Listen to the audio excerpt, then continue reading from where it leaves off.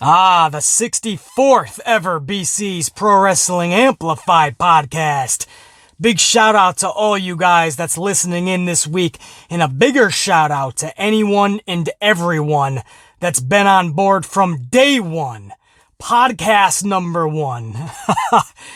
What a ride, man. We just take the better part of a bulk of an hour. Sometimes that's only 30, 35, 40 minutes, but most of the time 45 minutes plus of just all the big news topics in the pro wrestling world, right? Or anything that comes to mind.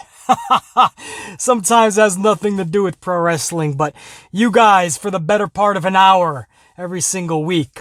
Or most weeks anyway. Sometimes we gotta take a week off, but you guys, you listen in, man, and while you're doing your gym routine, or you're going for a run or a walk around the block, or you're just going grocery shopping, doing your normal routines, your chores, whatever the fuck you're doing, a long car drive, you choose to listen to the Amplified, man, and I can't express enough how much that means to me. And even before we started this podcast, I want to give a shout out to everybody that's been on board with the Amplified channel from day one now. Over 3 years now we've had this channel at a time where YouTube has been anything but cooperative.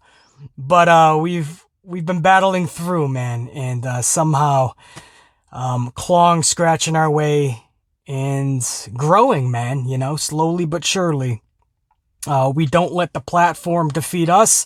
We take control of our situation. So big shout out to all you guys, man. Much love. And for this podcast, we're going to talk, again, just like every week, man, a variety of topics. AJ Styles is still upset that Vince McMahon let Gallows and Anderson go, two of his close buddies, obviously.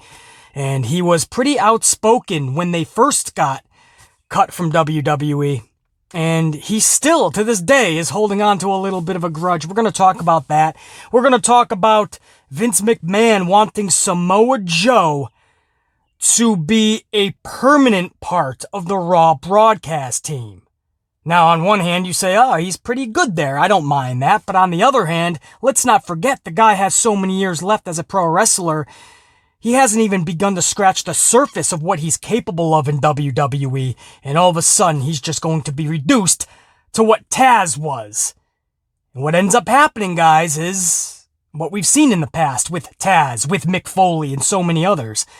After just a few months, Vince McMahon gets bored of them, and he starts yelling at them and saying they're fucking up.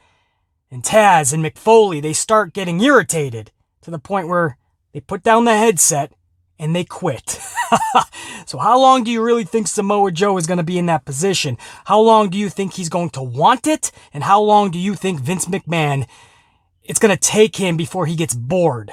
Because it's going to happen sooner rather than later, but we'll touch up on that.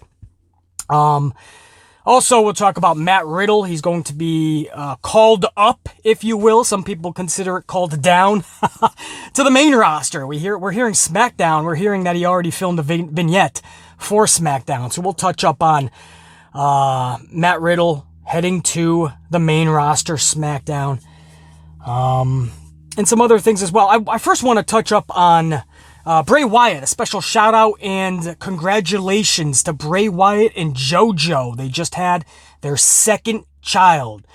So we thought that this wabaka going around the world was the reason that Bray Wyatt has been off TV for a few weeks. And we were right. You know, they were having a kid. And obviously, you don't want to catch anything at a time where your wife is about to have a kid. So he was off the road. And now we know why. That was kind of secretive. I thought I knew a lot about Bray anyway, even behind the scenes. I didn't know that JoJo was pregnant again. Again, I don't follow. I'm not on social media a lot at all, so maybe a lot of people knew that. But had I known, a lot of things would have made a lot more sense. But JoJo, I've always been so just one of the most beautiful girls in this world, ladies, women. One of the most beautiful people on this world is JoJo, man, in just every way. Not just physically, which obviously she's beautiful, but internally, she's just a beautiful soul, man. And Bray Wyatt, you guys know I'm so high on. I just think he's one of the best characters of all time in professional wrestling. Of all time. If I was going to make a top 5 as far as characters, Bray Wyatt, the Fiend, is absolutely in there. And just outside of the top 5 would have been Bray Wyatt's former character with the Wyatt family. I think that was just a badass character as well, and you could have done so much more. But of course, McMahon didn't see that, I guess. But with the Fiend, he just turned it up 7 notches. And again, that character has not even began to scratch the surface of what he can do. But, I speak so highly of JoJo and Bray Wyatt for so many reasons. And to hear that they had another kid, I believe her name is Hyrie. I believe. Maybe it's not pronounced that way, but I believe it's Hirie. It's almost like Tyree, but Hyrie. So, hey, it's original, man. Hyrie Rotunda. Obviously, Rotunda is his real last name. And this is their second child. Nash was their first. That was their baby boy. Nash Rotunda. And now you have Hyrie. So, big congratulations to Bray Wyatt and JoJo. I just want to start off with that. And before I get to the main topics, I just want to discuss briefly, and only briefly, because I'm not even sure I have all the facts, and I'm pretty sure that I don't want all the facts, because this is just a messy sitch. And I'm talking about the Alexa Bliss JD situation. As you guys know, the video I put out before this unfolded was Sunday morning. That was the AEW Double or Nothing review. Monday was actually Memorial Day, so very early in the morning, I took off to the Jersey Shore. And you guys can check out the Monday Night Raw review video that I put out Tuesday morning. I told a story about how I literally left my phone at home Monday. On purpose. Something 99% of this population either wouldn't or couldn't do. I left my phone at home because I wanted no distractions, no BS. I wanted to live in the moment, live for the day, man. As corny as that may sound, I wanted to put the phone down and just enjoy the day. Like, I don't know, we used to grow up. Back in the 90s, early 2000s. There wasn't all this phone attached to the hip, you know? We lived for the day, man. We went to concerts and we didn't all have our fucking phones up in there trying to take photos and videos like we do now. We actually watched the performances. Sometimes we would reach in our pocket and pull out a lighter and we would all sing along with our lighters in the air, but we weren't living for the future to watch the concert, you know? We weren't recording so we could watch it another time. We were watching that motherfucker as it unfolded. Nowadays, everybody's attached to their phones and vice versa. The phone is literally attached to fucking people's hips. So Monday, my point is, I left the fucking phone at home and it felt great. Something I'm going to do more and more in the future. So I get home late Monday and, in time to watch Monday Night Raw. I did some business afterwards, went to bed around maybe 1, 2 a.m. Got up early to film the Tuesday Monday Night Raw review and reaction video, which I put out early Tuesday morning. And then went about my business. At some point around Tuesday evening, I was scrolling through some comments. And for those of you that think I just don't look at people's comments, you're wrong. Yes, it's true. I can't always get to everybody's. I put out a lot of videos a week. And sometimes those videos are well over 100 comments a piece. So I can't just, forgive me if I can't go through every comment. But I try to take time throughout the week, at least 10, 15 minutes here and there to go through comments throughout the week. And that's what I was doing Tuesday evening. And somebody had left something about the Alexa JD situation in my thoughts or something. And I didn't think twice about it because I'm just thinking, okay, JD pissed off Alexa. What else is new? So I went about my business. Wednesday, I went right back to the shore, left the phone home. It was great. No videos were put out. I totally left the wrestling business just like I did on Monday. I left it to the wayside. Thursday afternoon. This was just literally within the last 24 hours. I'm going through some past comments again throughout the week. And I start seeing more people asking about my thoughts on this Alexa Bliss JD situation. I'm like, what are these people talking about, man? So I said, all right, I'm going to have to exit out of this, exit out of the comments that I was viewing and do a little bit of research. And mind you, I only look at 2 sites all the time for any late-breaking wrestling news that my people down in Florida just don't know or haven't told me yet. 2 sites, and they're probably sites that most of you guys have never even heard of before. So no, I'm not going to tell you. Those are my sites. But they're always accurate, and that's why I stick to these 2 sites. And I recall checking both these sites twice on Tuesday afternoon, maybe evening, and once Wednesday evening when I got back from the shore. And all 3 times, never were these top stories on both sites. Never were they headlined. So I didn't think twice of it, obviously. I didn't even know it was a story until the last 24 hours. Again, when I set aside 20 minutes, I was going through my own comments from this week on this channel. And I started to see more people asking my thoughts on Alexa and JD. And then that's when I was like, maybe there's more to this. Maybe there's more than just JD pissed off Alexa again. So that's when I X'd out of that box, and I forgot what I typed in on the search bar, but I typed something in an article from the New York Post popped up. And if you're not from New York City, then it's not a big deal for you, but New York City is a big city, and there's only 2 main papers, New York Times, New York Post. So that's when I knew this was a little more serious or took on a life of its own. And I read that, and when I was done reading that, I wish I didn't read it, to be honest. I wish I was still left in the dark, because it's a messy situation. And I clicked out of that, and I saw that like Forbes and Yahoo and all these mainstream sites picked up on the story. And I never, this is the truth, I never clicked on a second story. I just didn't. I was like, that's all I needed to know. And I wish I didn't even know that.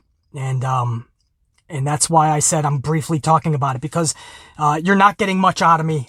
You guys know how I feel about Alexa Bliss on this channel. It's a pro Sasha Banks channel. We love Sasha Banks on this channel. She's our number 1, but Alexa Bliss, I like her.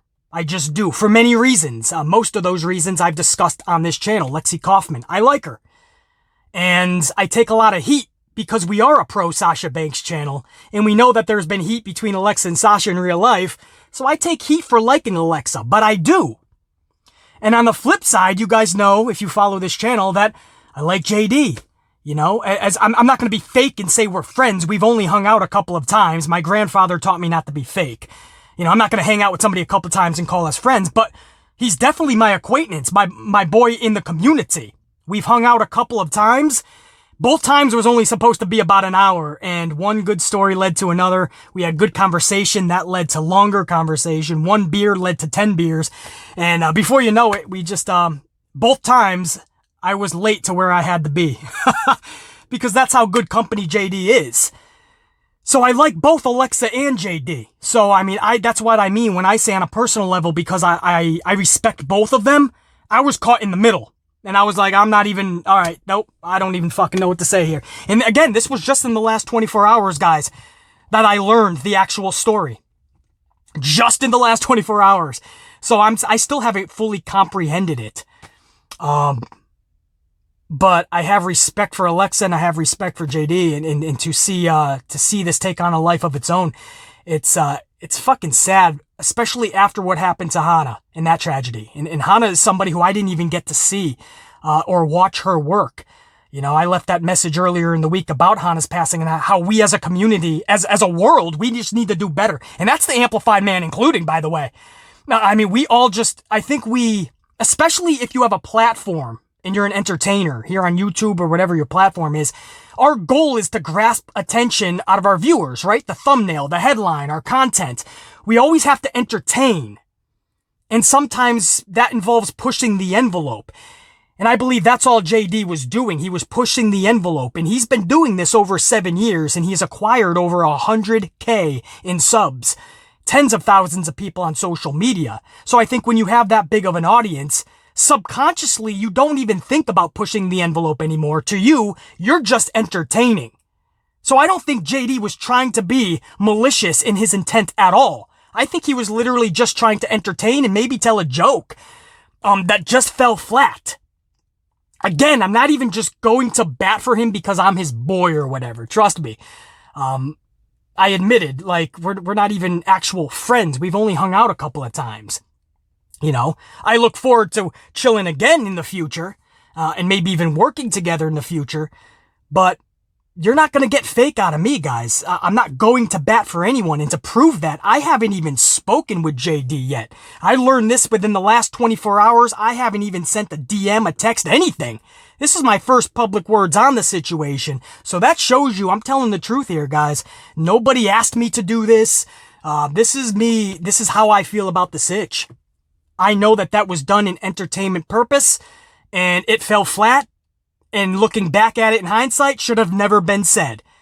From what I know, JD apologized, and from what I also know, Alexa Bliss accepted the apology. Squash it, let's move on, let's all be better. Because that's what this Hana passing should have done for all of us. Yours truly included. Trust me. Just like Skip Bayless or Stephen A. Smith on a show like First Take and all those shows on ESPN, what do you think they do? They critique all of the sports from the previous night or the week. They break down individuals and personal stories or stories from the court, on the ice, on the field. ESPN exists because it is a 24/7 critique analysis network. Professional wrestling, those are athletes in there. Yes, it's scripted and choreographed, but they are in competition, in quotes. They're gonna be critiqued. If you don't want to be critiqued, you should not be a pro wrestler. You should not be an entertainer in any field, because ESPN is gonna be on that ass. Pro wrestling, there's gonna be people that are analyzing it. People will critique it. And it's not always going to be positive, trust me. There's going to be a lot of stuff that the performer might think is mean, or too much, or you push the envelope beyond the limit. In this situation that has been called out, yes, I would fully agree. That is going over the limit. And that's too much. Did it need to be handled the way that it was? I think there was better ways to handle that by Alexa. But that's in the eye of the beholder, and that's in hindsight. We can only move on from here. But I can honestly say that the comment itself absolutely shouldn't have been said. It was somebody that was trying to entertain, and they went too far. That's my own personal opinion. JD thinks the same thing. That's why he apologized.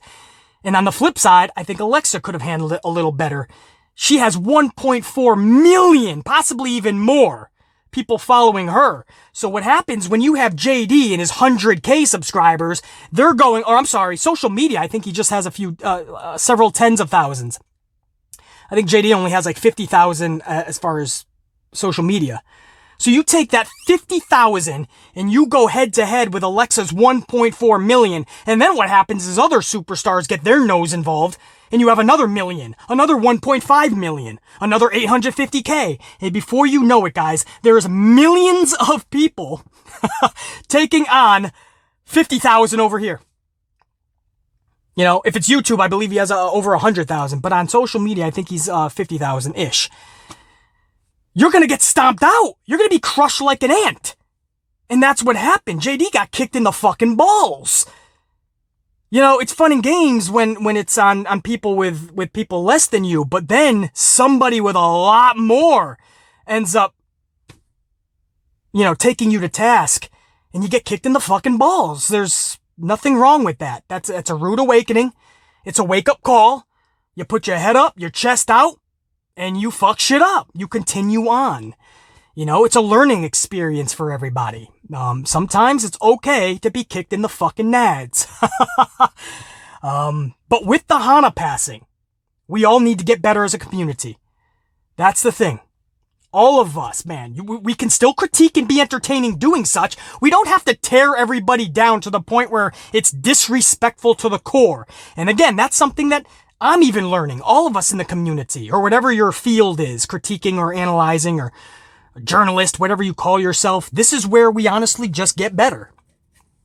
And that's what's mind-boggling to me, is this all came out after Hana's passing. And I'm like, come on, guys, this is what we're trying to get away from. We're doing better now.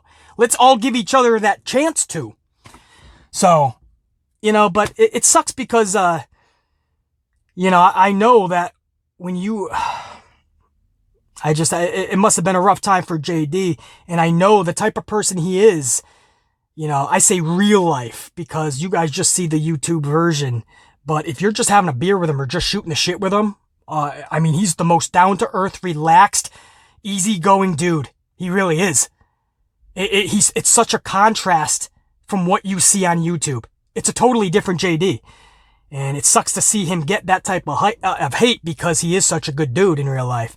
Whereas I'll be completely honest, the Amplified man, this is me in real life too. If you see me, I'm this fucking on edge. I'm literally a mix between the Ultimate Warrior and Macho Man Randy Savage. I'm a fucking nutcase at times. I'll admit that.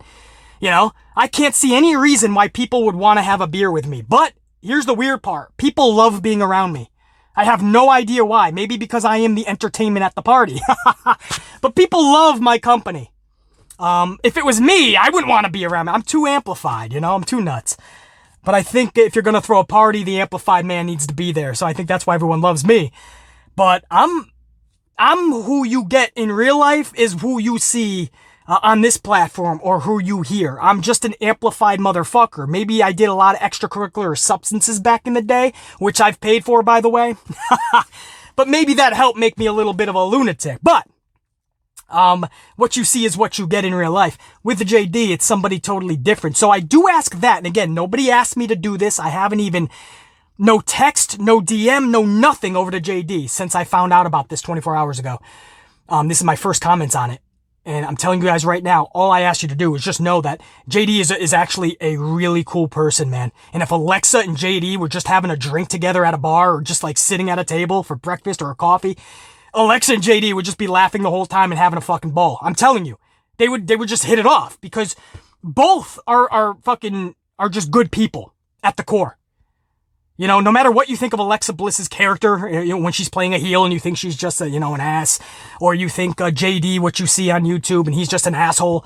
In real life, they're actually really cool people, and that's what's a shame about all this, is that this had to happen. So it grew into something that it didn't even need to be because so many people had to get involved and stick their 2 cents into it, and it became I guess it became an anti-bullying thing or something. I have no idea. Again, I read that one article. I saw that there was more, and I didn't even want to go into it anymore.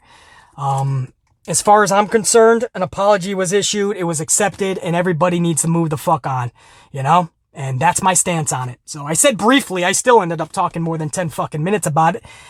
Because I just want you guys to know that instead of just finding fault with either Alexa or JD, just know that both are good people in real life. What happened was, I don't know, shit got blown up, man. Whether justified or not, man, wherever you stand on it, that's absolutely your prerogative. I just know that a lot of people were wondering my words on it. Why haven't I said anything? Honestly, guys, I was, whether you find it hard to believe or not, I was truthfully one of the last to really know about the situation, and I wish I didn't know about it. It's just the way it is. But that's all I want to say about it. If you think I'm going to grill anybody, no, absolutely not, man. Mistakes were made, and I don't know. We can try to be better. We're human. Anybody out there that's perfect, kudos to you, dude. Seriously, I don't know how you did it. You've been blessed, because I know that I ain't. And I don't know anyone that's perfect. So if you are, or you know someone that's perfect and doesn't make mistakes, and that's awesome, dude. Honestly, I'm not even like hating on that. That's cool. I don't know anyone like that. So, when I see a situation get to a certain point, yeah, it sucks. Anyway, let's move the fuck on to some of these main stories, guys. Samoa Joe. You hear this one? From the last report that I saw, this was just about an hour ago, because I wanted to do a little bit more research on it, and it looks like, at least as of now, unless Vince changes his mind yet again, Samoa Joe has in fact permanently replaced Jerry Lawler on the Raw commentary team. If you're wondering, yes, Samoa Joe can still wrestle. Obviously, there was these nagging injuries that he had to overcome. He was absolutely ready to make an in-ring return in the future, and McMahon looks to want him on commentary. This makes zero fucking sense. I understand, BC. I don't mind him on commentary. He's good. I know. There's 100 people that are probably good on commentary. Samoa Joe is just scratching the surface of what he can do in WWE, and you're throwing him behind a microphone? Guys, the first couple of times I totally agree. Samoa Joe nailed it out of the park. But I think we all can agree, as weeks went on, Samoa Joe is just one of the commentary team now. He's not sticking out any more than he did the first couple of weeks. Right? He's kind of slouched into that position. It's not shade, it's just that's what Vince is asking out of him. And that's where this is all gonna go awry, because Vince McMahon will eventually get bored of Samoa Joe, just like he did Mick Foley, just like he did Taz, and what happens is he's gonna start nitpicking in Samoa Joe's earpiece, just like he did to Mick Foley, just like he did to Taz. And then Mick Foley is not going to want to do the job anymore. We saw that. Taz is not going to want to do the job anymore. We saw that. And Samoa Joe will eventually not want to do the job anymore because Vince McMahon is being an utter asshole. So this is not going to last long. I mean, the Raw commentary team from the jump has just been a merry-go-round, right? From Vic Joseph and Jerry Lawler. Wasn't there somebody else too? The original team, actually, before Jerry Lawler. Oh, what the fuck was his name, man? This is going to bother me. It was Jerry Lawler, Vic Joseph, and an NXT trainee. I believe he's going back to went back to training because he's going to wrestle again. What the fuck was this guy's name? You guys know who I'm talking about, hopefully. But anyway, he only lasted a few weeks. Vic Joseph didn't last that much longer, and now Jerry Lawler's gone. So the original three-man team for the new Raw SmackDown setups, once SmackDown went over to Fox and Raw got their new three-man team, as of now, that entire three-man team has been rehauled. And now you're going to have Tom Phillips, Byron Saxton, and now Samoa Joe. And it's only a matter of time before Samoa Joe has enough of Vince McMahon and or vice versa. That's my problem with it, A. B. Even if this lasts a year, which it won't, but even if it lasted a year, then you are taking a year that Samoa Joe could have been wrestling in big storylines. Samoa Joe has so much more to offer in the ring. And that's all Vince sees him in, the role of just third-tier commentator. Those are my problems. I know a lot of people are probably like, good, man, he's good on the mic. Yeah, well, now you just lost him in the ring. And if you look at that roster, while there's a lot of talented individuals wrestling-wise, who's really sticking out that can hold a story on their back for months? Not a lot of people. Not a lot. We got good wrestlers that can put on good wrestling matches, but not a lot are going to captivate you in their promos for weeks on end. Not a lot are going to carry a storyline on their back. Joe's one of those people. Joe is now sitting at a fucking table behind a headset. That's the truth, and that sucks. But what can you do, man? AJ Styles, that's another big story. Styles from the jump, when Gallows and Anderson were part of that huge, it was a cut day for WWE. There's no other way to put it, right? A dark cloud that day, where 20 to 30 people up front talent-wise got cut, and then another additional 30 to 50 from WWE Stanford, probably even more. A lot weren't even disclosed. But we're talking about the better part. When it was all said and done, we were hearing around 100 people got cut. And a lot of that was actual talent. Gallows and Anderson were a part of that. And AJ Styles, within 24 hours, he was already talking about how he was displeased by that decision. And he was not happy about it. And he feels it was the wrong decision. AJ Styles has not given up on his true thoughts on that, man. He has been given his thoughts within the last 48 hours. This morning I saw a couple of different articles. I don't know if they were podcast or his own type of thing that he's doing, his own deal. But he is once again coming out and saying that he is still mind-boggled by that decision. He still doesn't understand the thought process behind it. And he, like all of us, knows that Gallows and Anderson had so much more to deliver in WWE, and never were they utilized to their full capabilities. Well, shit. Isn't that what the Amplified Man has been saying since day one? It's not rocket. You could have had them. Remember the Southpaw regional wrestling skits that they used to do? And I forgot their characters' names, but they were absolutely hilarious. You could have took those characters, if you were truly going to treat them like clowns like Gallows and Anderson were treated 50% of the time, at least give them those characters. Because they made you fucking laugh. They jumped off the screen, and they were characters that you could get behind, even in a comedic sense. But if you're going to go comedy, why not do something like that? They could deliver. But even before you even got to the comedy side, how do you look at Gallows and Anderson and even say they're going to be in Thanksgiving food fight matches or Halloween pumpkin matches? You know, getting pumpkins smashed over their fucking dome pieces. how do you even look at Gallows and Anderson and you make the decision, they would be better used in comedy matches? I would have them as some of the most legit badasses, not just in the tag team division, but on my fucking roster. So if I need Gallows in a singles match, or even Anderson, it's gonna be a badass match. I just don't understand how you look at Gallows and Anderson. You have them on your roster, under your thumb for years. Years. They even re-signed with you. They didn't even consider AEW. Or maybe they considered. But when it was all said and done, they took the money and they said, all right, we'll continue to be utilized the way we are, man. We're, and that's where I don't want to say lost respect, but that was kind of like, man. That's kind of giving in, you know how Vince is using you. You know it's not going to be any better. Or maybe Vince, because they do this, maybe they offered them like a title reign, this, that, and the other thing, and of course more money, and then was like, all right, well, fuck, I can't say no to this. I have a family. So maybe Vince laid it on thick.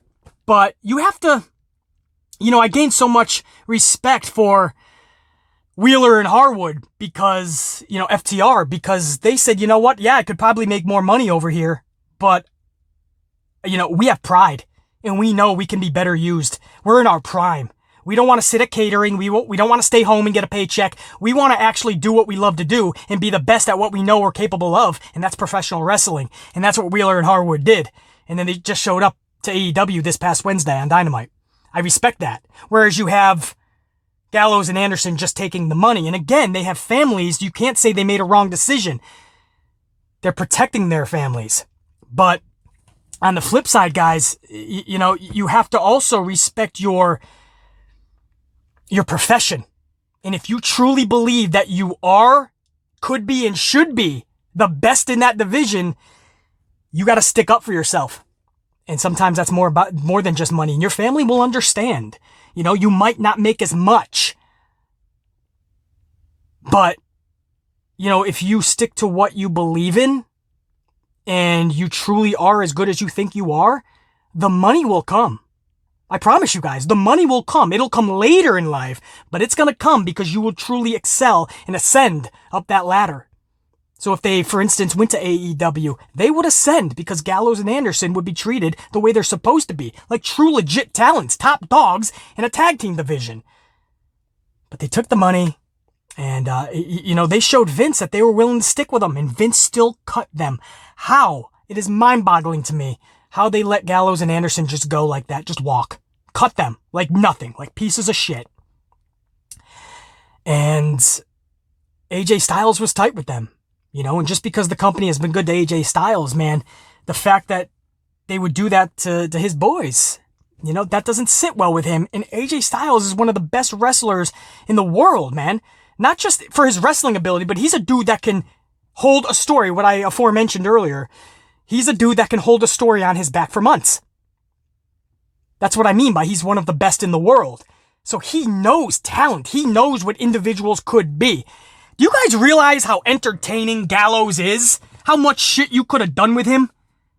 He's a funny dude. He's a badass dude. He's a scary dude. He can play all those roles for you, and Vince did nothing with him. He can do Howard Finkel impressions. He could do Stone Cold Steve Austin impressions. The dude is the life of the party. If the Amplified Man wasn't there, of course. But it's just amazing. I don't want to harp on it anymore. I've already spent too much time on this, but when you see so much talent in individuals and you see the owner of the company not giving a damn, doesn't give two fucks, puts them in catering, tells them to stay home, puts them in bullshit segments, and makes them just a clown show. It doesn't sit well with me. And I don't blame AJ Styles one bit. And he continues on podcasts. He continues to call out WWE's bullshit on that. He doesn't understand how that could happen.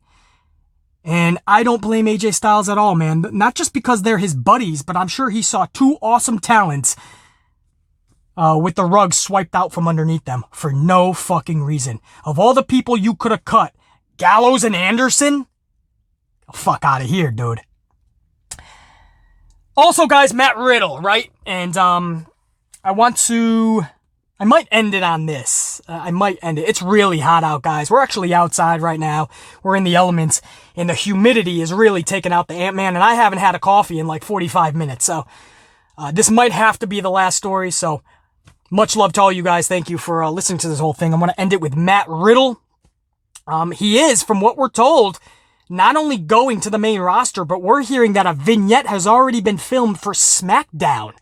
So Riddle's on his way, and I know up front so many people are going to say, oh boy, he's just going to get ruined. He should have. His best bet was to stay in NXT. And a part of me is with you. And that part is agreeing with you that he most likely will be bullshit booked on the main roster. You know how we all know? Because everybody else is on that main roster. So you're right. He probably is going to be booked in the most bullshit, nonsensical ways. But I have a question for you guys. What more was he going to do in NXT? Go ahead, I'll wait. Go ahead, I'll wait a little bit longer. Exactly. You can't come up with anything because he was going to get nothing more in NXT. He ran its course. Singles titles to tag titles, right? He just had the tag team championships. Lost that. It's pretty much done. If you think he's now going to have a resurrection in NXT, and he's going to now go for the heavyweight championship when that's already clogged, when you're talking Adam Cole or Velveteen Dream, depending on what his situation ends up being, personally. I won't get into that. But with Finn Balor, you know, he's going to be in there soon. It's going to be overly crowded. Do you honestly think that Matt Riddle is now going from the tag titles back up to a heavyweight championship? The answer is most likely no. So where does that leave Matt Riddle? Stuck mid-card. But we've already seen him enough in NXT in the mid-card. So what I'm saying, guys, if he's going to be booked into nothing more special in NXT, why not see him rumble over in SmackDown? Maybe that will be a shot of adrenaline. I've always said, even when Vince McMahon tries to hold you down, the very best individuals, the best wrestlers, the very best at what they do when they check off all boxes in each category, they will overcome bad booking.